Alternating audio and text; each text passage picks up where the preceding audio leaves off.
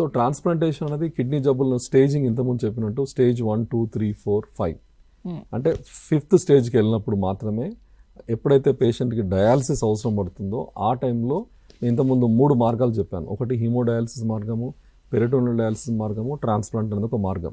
అంటే కిడ్నీ పూర్తిగా డ్యామేజ్ అయ్యి దాన్ని చేయాల్సిన పని అది చేయకుండా ఉంటే అప్పుడు మనము రీనల్ రిప్లేస్మెంట్ థెరపీ ఆప్షన్స్ అనేది ఇవ్వడం జరుగుతుంది. దానిలో 3 పద్ధతులు చెప్పాను. హీమోడయాలసిస్ ఒక ఆప్షను, సిఏపిడి ఒక ఆప్షను, ట్రాన్స్ప్లాంట్ ఒక ఆప్షన్.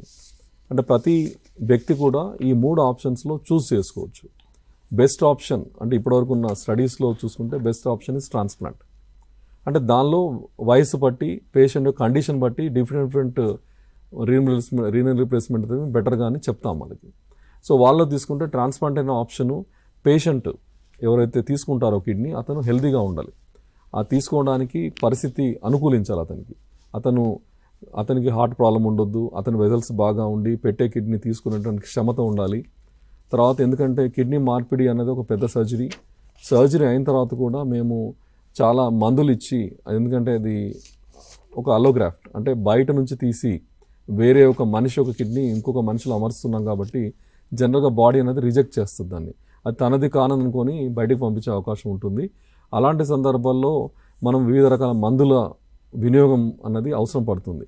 అలాంటప్పుడు ఏంటంటే మనము హై డోసుల్లో మందులు ఇవ్వడం వల్ల పేషెంట్ ఇమ్యూనిటీ తగ్గి అతనికి ఇన్ఫెక్షన్ కూడా వచ్చే అవకాశం ఎక్కువగా ఉంటుంది.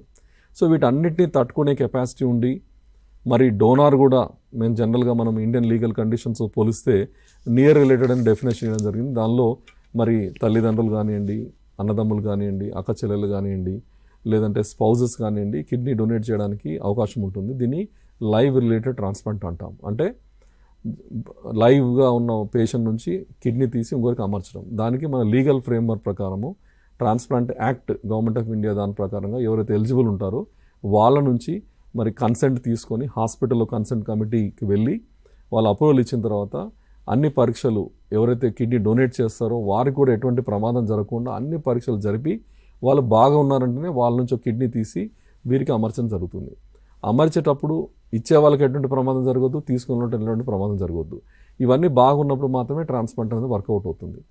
అది కాకుండా ఎవరు రిలేటివ్స్ లేరు అన్న పక్షంలో మనం ఇంకోటి కెడావర్ ట్రాన్స్ప్లాంట్ అని ఉంటుంది. దానిలో ఏంటంటే ఇది బ్రెయిన్ డెత్ అయిన పేషెంట్స్కి యాక్సిడెంట్లో కానివ్వండి ఇతర కారణాల వల్ల పేషెంట్స్ ఐసీయూలో బ్రెయిన్ డెత్గా ఉంటారు.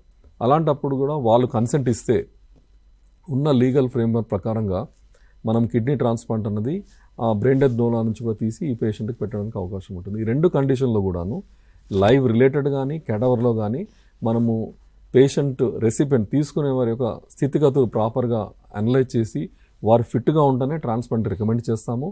చేసిన తర్వాత కూడా చాలా జాగ్రత్తగా వీళ్ళు మన మందులు వేసుకోవాల్సిన అవసరం ఉంటుంది. వాళ్ళని మేము కూడా డాక్టర్స్గా ఫాలోఅప్ చేసి వాళ్ళు కిడ్నీ పనితనం దెబ్బతినకుండా రెగ్యులర్గా మరి వాళ్ళని ఫాలోఅప్ చేసి వాళ్ళ కిడ్నీ పనితనాన్ని పెంపొందించి వాళ్ళకి ఎక్కువ రోజులు మనం ట్రాన్స్ప్లాంట్ చేసిన కిడ్నీ పనిచేయడానికి చర్యలు తీసుకోవాల్సిన అవసరం ఉంటుంది. అంటే క్లుప్తంగా చెప్పాలంటే తీసుకునే వాళ్ళ హెల్త్ కండిషన్ చాలా బాగుండాలి, ఇచ్చే వాళ్ళ హెల్త్ కండిషన్ కూడా చాలా బాగుండాలి.